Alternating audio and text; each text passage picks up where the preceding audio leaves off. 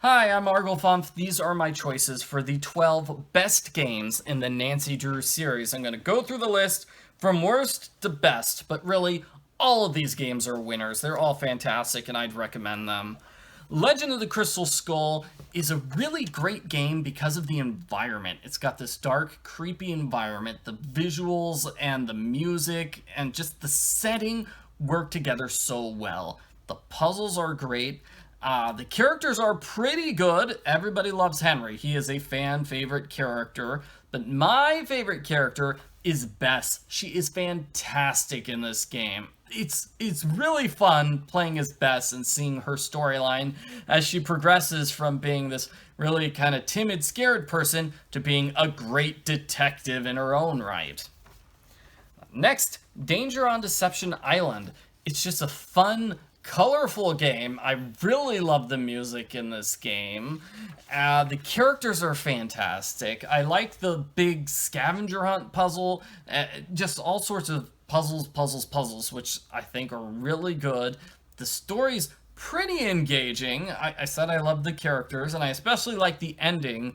As soon as you find like the orca, the killer whale, it's great. Oh man, just everything from that point onward is really good. It's got a really solid ending sequence.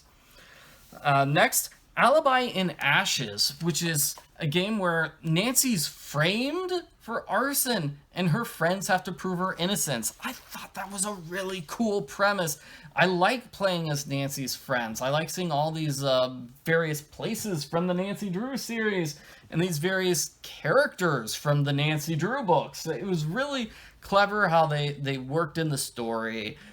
The characters were great. I like the character interaction a lot because the characters interact with you differently. So like Tony acts differently if you're playing as Bess, and Deirdre acts differently if you're playing as Ned.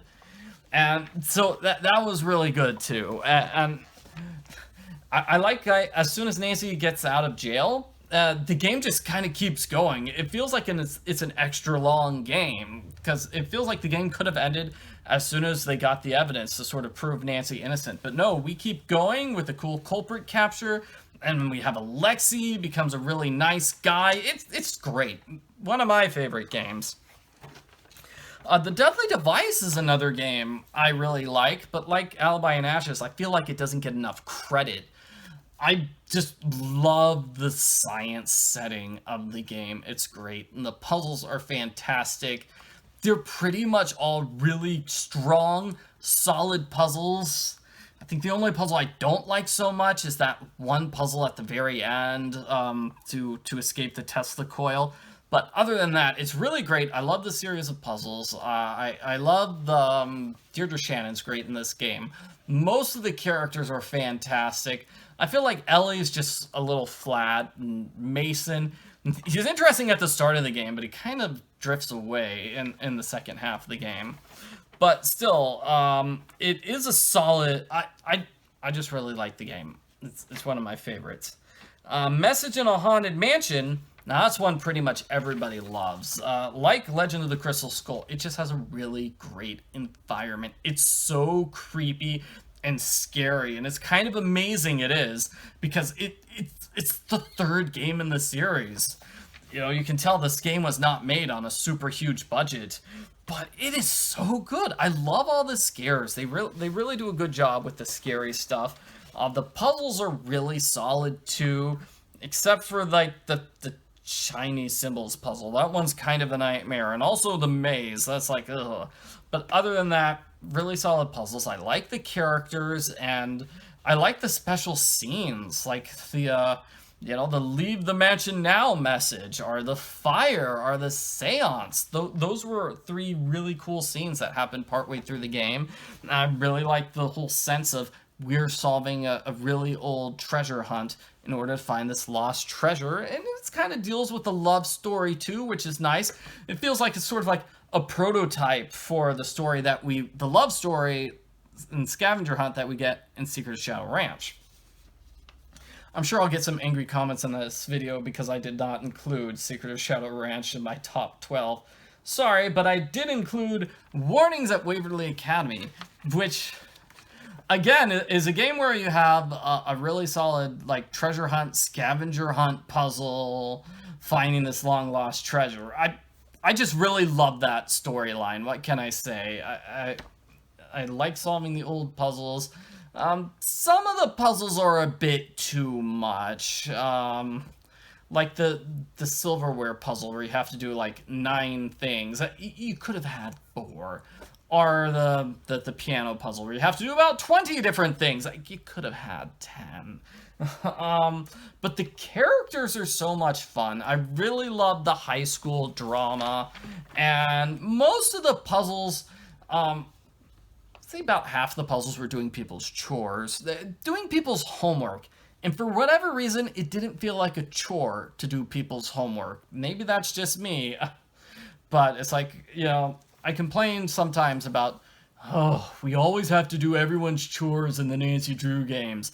But in this one, we have to do their homework. And that just feels different enough that I'm like, yeah, good. I love the mystery setting and theme in general. That's good.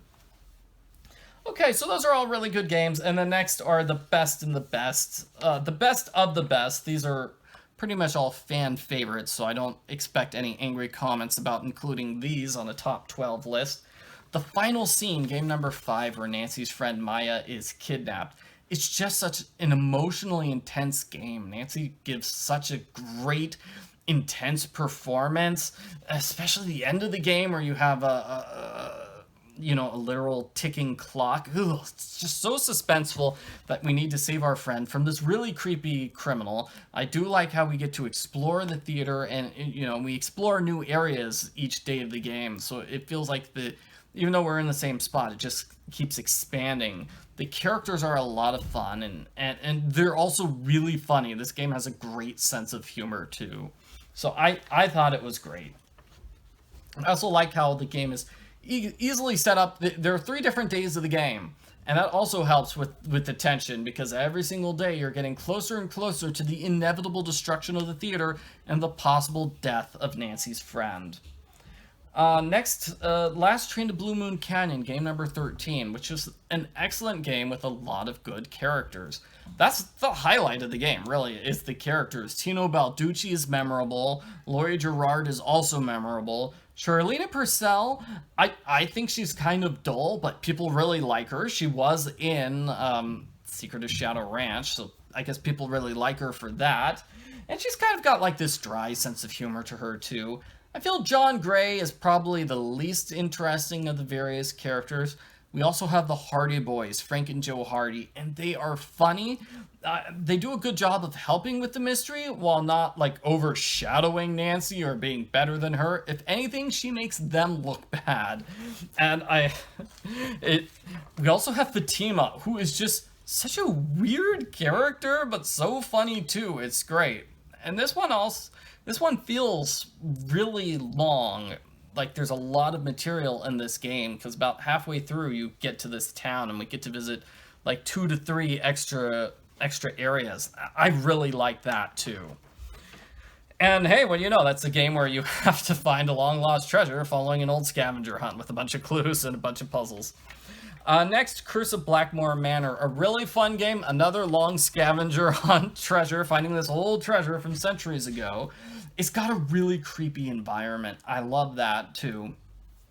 But I love the puzzles. You can solve the puzzles in pretty much any order you want, which is great.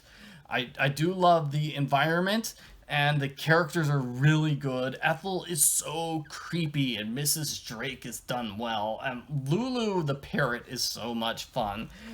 Nigel is boring on purpose, but it's funny how boring he is. And Jane's okay. She's pretty good too. I remember the scene halfway through where they're like pouring oil down the drain, and that's just so creepy. There's a lot of like extra scares in that game too.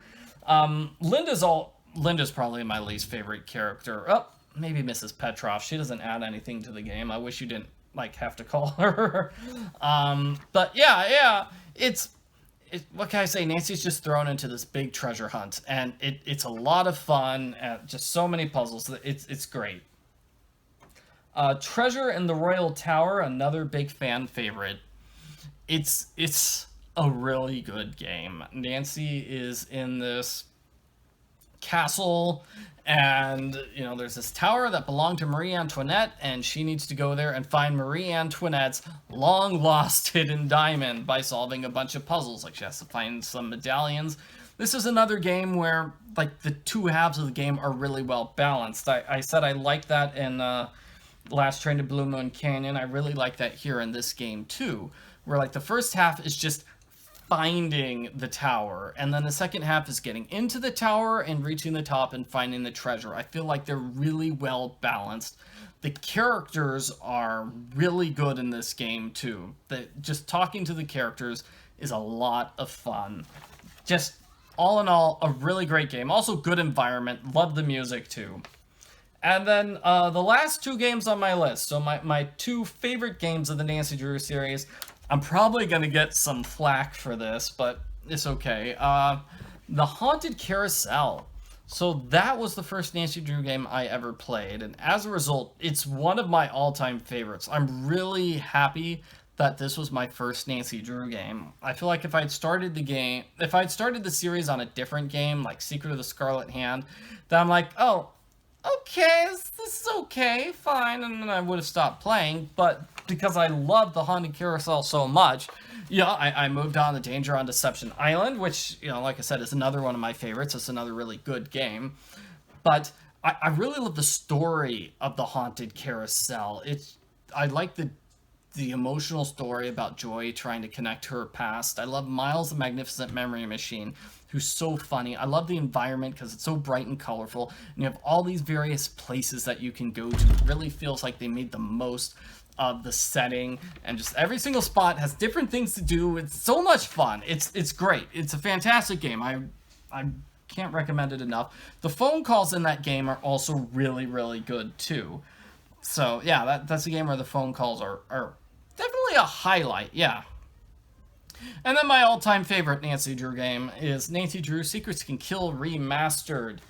So that's my favorite because my picture is in the game. I won a contest. I won it was a yearbook photo contest. I believe that was the name of the contest, to get your picture in a Nancy Drew game. And I was one of the winners, so I'm a Mr. September on the Students of the Month. Right there next to the Teacher's Lounge. That's so much fun. I really love that I won a contest and my picture's in Nancy Drew. It's just so much fun. For that reason alone, I really, really love the game. The game does have a lot of problems, which I feel were inherent in the original version of the game. I don't think they did enough changes to it to make the game better. They should have done more changes, but still, it's a great game. I love it because my picture's in it, and so I don't want to ever say anything nasty about it. And those are like my two standard answers when somebody says, well, what's your favorite Nancy Drew game? I go with Secrets Can Kill Remastered because my picture's in it. And then I also go with the Haunted Carousel because that was my first game, and so it holds a special place in my heart. But other than those two, we've got 10 really excellent games, and if you say any of those 10 are your favorite game, then I'm not going to argue with you. So let me go through the entire list just one more time. Legend of the Crystal Skull, Danger on Deception Island, Alibi in Ashes, The Deadly Device, Message in a Haunted Mansion, Warnings at Waverly Academy. So I gave all of those games like a 9 out of 10. They're near perfect. And then the ones I gave a 10 out of 10 to are The Final Scene, Last Train to Blue Moon Canyon, Curse of Blackmoor Manor, Treasure in the Royal Tower, The Haunted Carousel, and Secrets Can Kill Remastered. Thank you for watching, everybody. I hope you enjoyed watching me ramble about the Nancy Drew games. I've got plenty of other videos where I ramble about the Nancy Drew games. I've done reviews for all of these games. I've also done a rankings video and a video talking about the 11 worst games in the series. Games which are not as good as these fantastic games that I've discussed here. Bye.